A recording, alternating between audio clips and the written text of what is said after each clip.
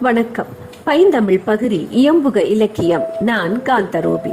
பாவலர் தேவி அன்பு அவர்களின் பிரியா வரம். நீ என்னை விட்டு பிரிந்து சென்றபோது எனக்கு கோபம் வந்தது. என்னை விடவும் உன் வேலை தான் உனக்கு பெரியதோ என்று தோன்றியது.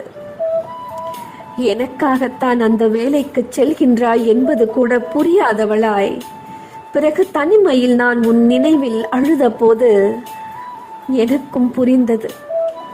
என்னை போல் நீயும் நான் வேதனைப்படக்கூடாது என்பதற்காக மனதினுள் என்னை நினைத்து அழுது இருப்பாயோ? நான் உன்னை நினைத்து ஏங்குவது போல நீயும் என்னை நினைத்து ஏங்கிக் கொண்டு இருப்பாயோ? உன் ஸ்பரிசத்திற்காக நான் ஏங்குவது போல அங்கு நீயும் ஏங்கிக் கொண்டு இருப்பாயோ?